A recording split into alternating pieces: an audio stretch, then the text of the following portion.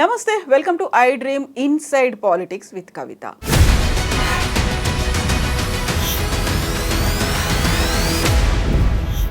ఈ మధ్యలో తెలంగాణలో రాజకీయంగా ఒక చర్చ విపరీతంగా జరుగుతోంది. అది బీఆర్ఎస్ పార్టీ బీజేపీలో కలవబోతోందని. ఎవరికి ఆ అవసరం ఉంది, ఎందుకని ఆ అవసరం ఏర్పడింది, ఎవరు ఇంట్రెస్ట్ చూపిస్తున్నారు, ఒకవేళ బీఆర్ఎస్ఏ బీజేపీలో కలిస్తే రాష్ట్రంలో రాజకీయంగా ఎలాంటి మార్పులు రాబోతున్నాయి, ఈ చర్చే ఎక్కువగా జరుగుతోంది. అదే మాట్లాడుకోబోతున్నాం. మనతో పాటుగా ఉన్నారు పొలిటికల్ అనలిస్ట్ త్రిపురనేని చిట్టి గారు. హలో సార్, నమస్తే. సో పొలిటికల్గా చూస్తే తెలంగాణ రాష్ట్ర రాజకీయాలు ఎలాంటి మార్పు రాబోతుందంటారు? ఎందుకంటే బీఆర్ఎస్ బీజేపీలో కలుస్తోంది, అందుకే బీఆర్ఎస్ లీడర్స్ అందరూ ఢిల్లీలో ఉన్నారు అనే మాట. ఇది పని పాట లేని ఒక లైమ్ లైట్లో ఉండటం కోసం తయారు చేసిన ఒక వ్యర్థమైన వ్యాఖ్యానం. ఎందుకు వ్యర్థమైన వ్యాఖ్యానం అంటే రెండు పార్టీలు కలయికలు వాళ్ళు చెప్పింది. ఆ వ్యాఖ్యానంలో ఏంటంటే కేసీఆర్ని పిఎం చేస్తారని, కేటీఆర్ స్టేట్ సీఎం చేస్తారని.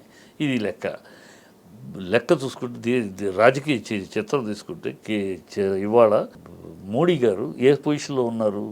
మోడీ గారు ఏకఛత్రాధిపత్యంగా ఇదిగో ఈయనే ప్రెసిడెంట్, ఇదిగో ఈయనే వైస్ ప్రెసిడెంట్ అనే స్థాయిలో లేదు పార్టీ. గతంలో 303 సీట్లు కనుక ఆయన ఇదిగో వేలు చూపించి ఈయన వైస్ ప్రెసిడెంట్, ఈయన ప్రెసిడెంట్ అయిపోయింది. ఇవాళ 240 సీట్లే.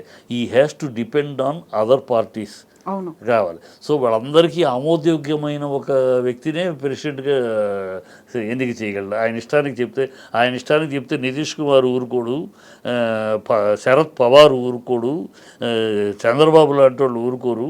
కనుక ఈ జరిగే పని కాదు, అయ్యే పని కాదు.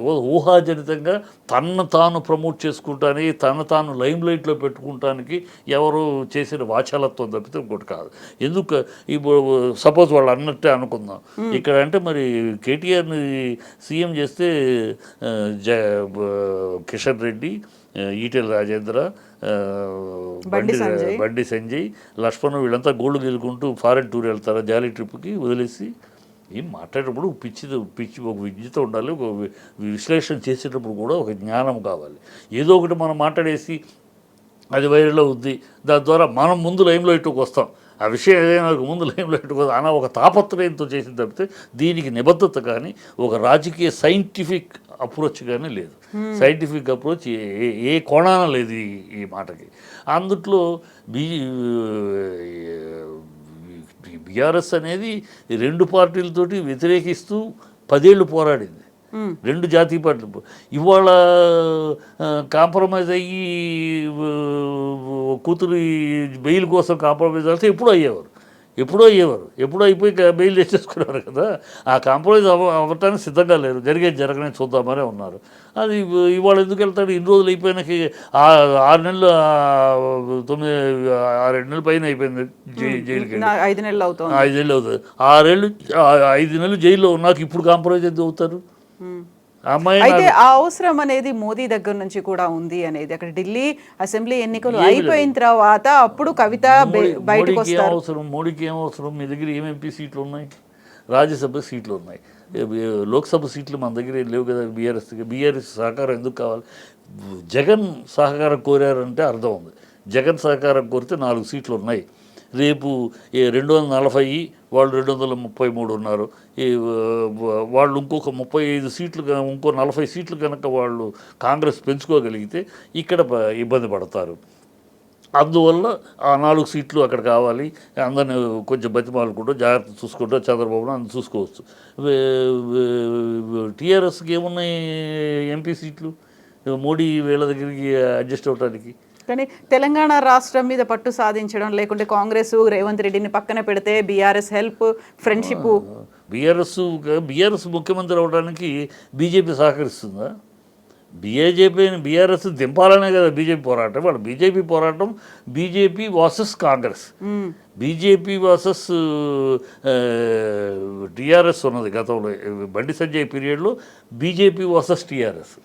అది కాస్త బండి సంజయ్ దింపేసేసి కిషన్ రెడ్డి కానీ టక్కనే ప్రజల్లో ఆలోచన మార్పు వచ్చింది. అది BJP versus TRS versus Congress అయిపోయింది. సో ఈ మధ్యలో బీజేపీకి ఓట్లు వేయటం వల్ల, బీఆర్ఎస్కి ఓట్లు వేయటం వల్ల ఆ ఓట్లు హైదరాబాద్ పొలిమేరలో దాటవు ఎంపీ సీట్లు. ఎందుకంటే వీళ్ళు బీఆర్ఎస్ అటు కాంగ్రెస్ తోటి కానీ అటు బీజేపీతో కూడా సహకారంతో లేరు. సో ఈ ఓట్ల యొక్క పవర్ ఢిల్లీ దాకా చేరదు. బీఆర్ఎస్ ఓట్లు వేస్తే ఇక్కడే ఈ పొలిమేరలోనే ఉంటుంది. ఆ కనుక ఏమైపోయింది, వాళ్ళు బీఆర్ఎస్కి వేయటం వేస్ట్ అవుతుంది కనుక ఎవరు ఇష్టం వచ్చిన వాళ్ళు బీఆర్ఎస్ శ్రేణులు కొంతమంది ఇష్టమై కాంగ్రెస్కి, కొంతమంది ఇష్టమై బీజేపీకి వేశారు. ఆ తన్నులాటలో బీజేపీకి 4 నుంచి 8 వచ్చింది. అంతకు మించి ఇంకే కాదు. దానికి సరెండర్ అయిపోవాల్సిన అవసరం, ఫైటింగ్ 10 ఏళ్ళు పోరాడారమ్మా. 14 ఏళ్ళు పోరాడితే అధికారంలోకి వచ్చి 10 ఏళ్ళు ఉన్నారు. ఇంకో 5 ఏళ్ళు అపోజిషన్లో ఉంటారు. చంద్రబాబు ఎన్ని సంవత్సరాలు రూలింగ్లో ఉన్నాడు, ఎన్ని సంవత్సరాలు అపోజిషన్లో ఉన్నాడు? 14 ఏళ్ళు పరిపాలనలో ఉంటే 12 ఏళ్ళు అపోజిషన్లో లేడు. అపోజిషన్లో ఉన్నంత మాత్రాన, ఎలక్షన్లో ఓడినంత మాత్రాన పార్టీలు భూస్థాపితం అవుతాయి. ఎవరు ఓడిపోలా?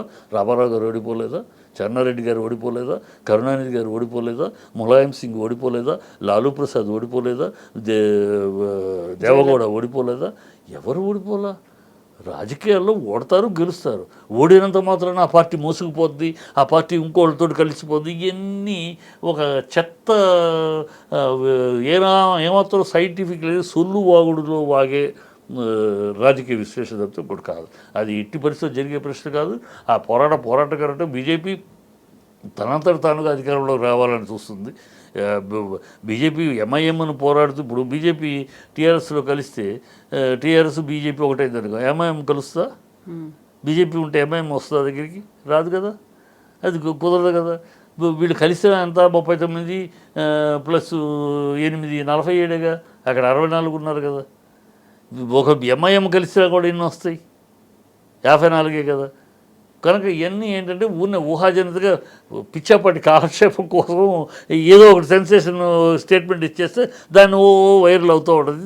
దాని మీద ఇచ్చిన వాడి పేరు అందరూ ఎవరు ఇచ్చారు, ఎవరు ఈ విశ్లేషించారు, పలానా వాడికి లైమ్ లైట్. ఆ వ్యక్తి ఆ లైమ్ లైట్ కోసం ఎప్పుడు తాపత్రయపోయాడో అతని గురించి మనకు తెలుసు. ఎప్పటికప్పుడు ఏదో కాంట్రవర్సీ చేసి లైమ్ లైట్లోకి ఉండాలని తాపత్రయం బాబతు ఆ స్టేట్మెంట్. సో కేటీఆర్, హరీష్ రావు ఈ మధ్య తరచుగా ఢిల్లీ పర్యటనలు చేస్తున్నావా, దాని వెనకాల ఆంతర్యం ఇదే అనేటువంటిది ఒక వాదన వినిపిస్తుంటే, కేటీఆర్ చాలా క్లియర్గా ఒక ట్వీట్ చేశారు. ఎంతగా అయితే పోరాటామో అంతే పోరాట పటిమ ఇప్పటికి కూడా మాకుంది, దీన్ని కంటిన్యూ చేస్తాము, ఎవరికి తలొగ్గం, ఎవరితోనూ కలిసిపోయి పోరాడేది కాదు అనే ఒక మాట. 100 వాళ్ళు ఇప్పుడు ఎలక్షన్లు అయ్యి 9 నెలలు అవుతుంది. ఇప్పటికి రేవంత్ రెడ్డి ఎన్నిసార్లు ఢిల్లీకి పోయాడు? ప్రతిదానికి ఢిల్లీనే. బడ్జెట్ ఏ విషయం అనౌన్స్ చేయాలన్నా ఢిల్లీకి వెళ్ళాల్సిందే. ఢిల్లీకి దాసోహం చేస్తూ, ఢిల్లీకి వాంఛన్ కాలుముక్త ద్వారా అంటూ తిరుగుతున్న ప్రభుత్వం ఇది.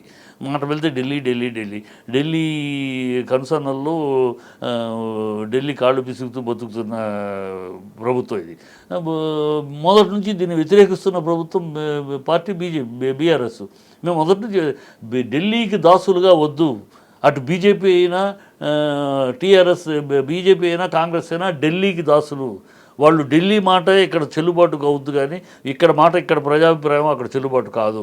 వాళ్ళు ఢిల్లీ ఏమి నిర్ణయిస్తే అది. సో ఈ బాంఛన్ కాలుముక్తారని ఢిల్లీ దాసులు మనకు వద్దు అని మనం పోరాడుతున్నాం. ఏదో ప్రజలు మోసపోయారా, మార్పు కోసం అంటే గబుక్కుని భ్రమలోకి వెళ్ళారా? సరే 10 ఏళ్ళు ఇచ్చాం కదా, ఇంకొక 5 ఏళ్ళు ఇంకోళ్ళకి ఇద్దామని ఒక ఆల్టర్నేటివ్ ఆలోచనలో ఇచ్చారా? మొత్తానికి ఇచ్చారు. మీరు అధికారంలోకి వచ్చినాక మీ నైజం మీరు చూపిస్తున్నారు, మీ దాసోహ బుద్ధి చూపిస్తున్నారు, మీ సూట్ కేసులు ఢిల్లీకి పంపించే మీ ఆనవాయితీ చూపిస్తున్నారు, మీ దౌర్భాగ్య పరిపాలన చూపిస్తున్నారు, మీ అబద్ధాల పరిపాలన చూపిస్తున్నారు, మీ భాషా పరిజ్ఞానం చూపిస్తున్నారు. ఒక వీధిరుడి భాష తప్పితే ఒక చీఫ్ మినిస్టర్ మాట్లాడించిన భాష కానీ, ఒక చీఫ్ మినిస్టర్కి ఉండాల్సిన కల్చర్ కానీ, ఒక ఆ సంస్కారం కానీ లేని విధంగా మాట్లాడుతున్నారు. ప్రజలు గమనిస్తున్నారు. అసెంబ్లీలో సైతం ఆడకూతులను పెట్టుకుని ఈ అక్కలు నమ్ముకుంటే బస్టాండ్లో బెచ్చబెత్తుకోవాలని మాట్లాడటం, ఆ అసెంబ్లీలో కూర్చొని పంచెలు కూడా తీస్తానంటాం, అసెంబ్లీలో పేగులు తీసి మెడలో వేసుకుంటా అని మాట్లాడటం, ఈ నీచమైన, హీనమైన భాష మాట్లాడటం ఈ ప్రభుత్వానికి బాగా అలవాటైపోయింది. అది యథా రాజా తదా ప్రజా అని ఎప్పుడైతే సీఎంఏ అలాంటి భాష మాట్లాడుతున్నాడో మిగతా నాయకులు కూడా అలాగే నన్ను చూశాం కదా, నాగేంద్ర నిండు అసెంబ్లీలో ఎంత బూతు మాట్లాడాడో దాన్ని మనం సమర్థిస్తున్నారు వాళ్ళు. ఆవేశం వస్తే మాట సమర్థిస్తున్నారు. ఇంత ఇది ప్రజలు గమనిస్తారు. ఒకప్పుడు రేవంత్ రెడ్డి, చంద్రబాబు సామంతరెడ్డిగా ఉన్నప్పుడు సోనియా గాంధీ నోటికి వచ్చాడు తిట్టాడు. నోటికి వచ్చాడు ఆమె భూతం అన్నాడు, రాక్షస్ రక్తం తాగే పిపాసి అన్నాడు, అన్నీ అన్నాడు. అప్పుడు అదంతా చంద్రబాబు అకౌంట్లోకి వెళ్ళిపోయింది. ఆ తర్వాత ఓటుకు నోటు కేసులో రవంత్ రెడ్డి అయ్యాడు. సామంతరెడ్డి కాస్త రవంత్ రెడ్డి అయ్యాడు. అప్పుడు కూడా అది చంద్రబాబు కోసం చేశాడు రేవంత్ రెడ్డి, కానీ తన కోసం కాదు, అది కూడా చంద్రబాబు అకౌంట్లోకి వెళ్ళిపోయింది. ఇప్పుడు ఎవరి అకౌంట్లోకి వెళ్ళదు. ఎందుకంటే ఇవాళ సీఎం చంద్రబాబు రేవంత్ రెడ్డి, నువ్వు ఇవాళ ముఖ్యమంత్రి రేవంత్ రెడ్డి, 5 కోట్ల తెలంగాణ వాళ్ళకి ప్రతినిధివి నువ్వు. ఆ సంస్కారంతో మాట్లాడాలి, ఆ కల్చర్తో మాట్లాడాలి. ఇవాళ ప్రజలు ఫీల్ అవుతున్నారు, ఎంత తప్పు చేశాం మనం, ఇతని సింహాన్ని పక్కన పెట్టి చిట్టెలుకుని స్థానంలో కూర్చోబెట్టాం. ఒక అల్పులకి, వాళ్ళ కల్చర్లెస్ పీపుల్కి, ఒక వీధిలోడి భాష మాట్లాడే వాళ్ళకి, ఒక అల్పులకి సింహాసనం ఇస్తే ఎంత హీనంగా వాళ్ళ భాషలు ఉంటాయి, ఎంత అసహ్యంగా వాళ్ళ చేష్టలు ఉంటాయి, ఎంత అసహ్యంగా వాళ్ళ చర్యలు ఉంటాయి అనేది ఇది నిలువెత్తు సాక్ష్యం ఈ కాంగ్రెస్ ప్రభుత్వం. ఇక్కడే ఒక ప్రశ్న కూడా వినిపిస్తోంది చిట్టి గారు. ఇప్పుడు ప్రధానంగా అక్కడికి వెళ్ళడం, కలుసుకోవడం, ఒక తెలంగాణలో రాజకీయంగా భూకంపం రాబోతోంది అని చెప్పడం వెనకాల ఆగస్టు సంక్షోభం అనేది కూడా కనిపిస్తుంది. గతంలో ఆగస్టులో జరిగినటువంటి రాజకీయ సంక్షోభాలు, ప్రభుత్వాలు పడిపోవడాలు, సరికొత్త ఈసారి కూడా వస్తుంది అనేది. ఎందుకంటే ఆగస్టు సంక్షోభంకి సూచనలు బాగున్నాయమ్మా. ఈ రేవంత్ రెడ్డి ఓటుకున్నట్టు కేసు వచ్చేసింది, ఛార్జ్షీట్ వేసేసారు. ఈ ఆగస్టు నెలలోనే ఏదో ఒక టైంలో వాద ప్రతివాళ్ళు జడ్జిమెంట్ వస్తుంది. జడ్జిమెంట్ గ్యారంటీగా వీళ్ళకి ఇద్దరికి, ఎందుకంటే ఎవరో చెప్పాల్సిన వీడియోలో దొరికిన ప్రత్యక్ష సాక్ష్యాలు, ఫోన్ మాట నాది కాదు అని దబాయించిన, ఒకవేళ ఫోన్లో నాది కాదు ట్యాంపరింగ్ చేశారని దబాయించిన, వీడియోలో దృశ్యాలు ఉన్నాయి క్లియర్గా, మోటార్లు, డబ్బులు అన్నీ. సో ఖచ్చితంగా ఎవరు వేరే సాక్ష్యాలు, కొత్త సాక్ష్యాలు అవసరం, కంటికి కనపడుతున్న సాక్ష్యం. సో అది ఖచ్చితంగా దాని మీద పడదు. అది పడినప్పుడు ఏంటి, ఇప్పుడు రేవంత్ రెడ్డి మీద అరెస్ట్ కోర్టు తీర్పు జరిగితే అతను ఆటోమేటిక్గా డిస్క్వాలిఫై అవుతాడు. డిస్క్వాలిఫై అయిపోతే ఇక్కడ ఎవరు, ఇప్పుడు వెంకటరెడ్డి, బట్టి విక్రమార్క, లేకపోతే ఇంకెవరు, వీళ్ళలో 3 గ్రూపులు తయారైపోతాయి, 3 కూటములు తయారవుతాయి. వీళ్ళు కొట్టుకుంటారు, చెల్లా చెదురు అవడం జరుగుతుంది. ఈ చెల్లా చెదురు అయిన పరిస్థితిలో ఇక్కడ వాళ్ళ విశ్లేషణ యొక్క దాని పూర్వాంశం ఏంటి, ఈ చెల్లా చెదురు అవుతుంది ఈ రేవంత్ రెడ్డి మీద అయినా చెల్లా చెదిరినప్పుడు అందుట్లో 64 మంది ఎమ్మెల్యేల్లో ఒక 15 ఎమ్మెల్యేలైనా బయటకు వేరేగా ఏ గ్రూప్కి చెందకుండా ఉంటారు. సో ఈ 39 ప్లస్ 8, 16 ప్లస్ ఇంకో 15, సో 60 సీట్లు అయిపోతాయి. ఈ వాళ్ళు 54 నుంచి 15 పోతే 40కి వచ్చేస్తారు. సో ప్రభుత్వం పడిపోతుంది. ప్రభుత్వం పడినప్పుడు ఈ అలయన్స్ కూటమి వస్తుంది. ఈ కూటమి తప్పని పరిస్థితుల్లో, ఎంఐఎం కూడా తప్పని పరిస్థితుల్లో out side support, BJP out side support, మీరందరూ కలిసి మేము లోపలికి రాలేం, బయట ఉండి సపోర్ట్, ఇలాంటి పరిణామాలు జరిగే అవకాశాలు ఉన్నాయి, అవకాశాలు ఉన్నాయి. అది ఆగస్టు సంక్షోభానికి. అందుకనే రేవంత్ రెడ్డి ఢిల్లీ వెళ్ళినప్పుడల్లా ఢిల్లీ వెళ్ళి కేంద్ర మంత్రులతోటి వాళ్ళతో కొంచెం చనువుగా మంచిగా రబ్బింగ్ చేసుకుంటున్నాడు. ఎందుకంటే ఈ విషయంలో తనేమన్నా కాపాడుతుందని, అందుకని ఈ పుట్టిస్తున్నారు ఇట్లా. వాళ్ళిద్దరూ ఒకటి అవుతున్నారు, మేమిద్దరు ఒకటి కదా. ఎన్నికలప్పుడు కూడా చూసాక కాంగ్రెస్ ఏమో బీజేపీ, బీఆర్ఎస్ ఒకటి అంటారు, బీఆర్ఎస్ ఏమో వాళ్ళిద్దరు బీజేపీనేమో బీఆర్ఎస్ కాంగ్రెస్ డ్రామా ఆడుతున్నారు. ఈ అబద్ధాలన్నీ ఒకళ్ళ మీద ఒకళ్ళు మాట్లాడు. ఇప్పుడు అదే జరుగుతుంది. ఇప్పుడు ఈ డ్రామా మొదలైంది. ఈ డ్రామా జరగబోయే సన్నివేశానికి సూచనలు అయితే ఉన్నాయి. ఒక ఆగస్టు సంక్షోభం ఇతని మీద రేపు కోర్టులో కనుక ఆ కేసు యొక్క తీర్పు అగెయిన్స్ట్గా వస్తే బీభత్సమైన సంక్షోభం ఏర్పడుతుంది. ఎందుకంటే కోమటిరెడ్డి ఆల్రెడీ నేనే ముఖ్యమంత్రి, కాబోయే ముఖ్యమంత్రి, రెండో కృష్ణుడిగా రెడీ అయిపోయాడు. బట్టి విక్రమంగా నేను దళితుడిని ముఖ్యమంత్రి చేసి కాంగ్రెస్సే చేస్తుంది. ఓట్ల కోసం కాంగ్రెస్ అటు మొగ్గచ్చు, ఈ డబ్బుల కోసం కోమటిరెడ్డికి, సూట్ కేసుల కోసం కోమటిరెడ్డికి వంగచ్చు. ఈ గొడవలో వీళ్ళిద్దరు 2 గ్రూపులు అయితే మధ్యలో ఈ గ్రూపు కాదు ఆ గ్రూప్ కాదని ఒక 15 మంది ఉంటారు. ఆ 15 మంది ఈ కాంబినేషన్కి రావచ్చు. సో ఇంత ఈక్వేషన్స్ ఉన్నాయి. దాన్ని చెప్పలేక దాన్ని చెప్పకుండా ఇలాంటిది ఏదో ఒకటి వాళ్ళిద్దరు ఒకటి అవుతారు, వాళ్ళిద్దరు ఒకటి బయట నుండి సపోర్ట్ ఉంటుంది. బీజేపీ డెఫినెట్గా గతంలో కూడా చేసింది, బీజేపీ కేంద్రంలో కూడా బీజేపీ అవుట్ సైడ్ సపోర్ట్ ఇచ్చింది. వీపీ సింగ్ అప్పుడు అవుట్ సైడ్ సపోర్ట్ ఇచ్చింది కదా. అవుట్ సైడ్ సపోర్ట్ అనేది ఇక్కడైనా వేస్తుంది, ఎక్కడైనా వేస్తుంది. ఆ పరిస్థితి రావచ్చు. ఎందుకంటే బీజేపీ ఉన్న చోట ఎంఐఎం ఉండదు, ఎంఐఎం ఉన్న చోట బీజేపీ ఉండదు కనుక వీళ్ళు 39 ప్లస్ వాళ్ళు 7 46 వీళ్ళు ఒక 8 బయట నుంచి 55 అంటే మిగతా 15 మంది వచ్చారంటే అయిపోయాయి 70, 65, 70. సో ఆ ఈక్వేషన్ జరగచ్చు. అది కాకపోతే ఇది కూడా నేను కనపడుతున్న సూచనలు, అంతేగాని జరుగుతుందని గ్యారెంటీ చెప్పడం రేపు ఎట్లా జరగచ్చు. ఎస్ అండి. థ్యాంక్ యూ సో మచ్ అండి. Thank you so much sir.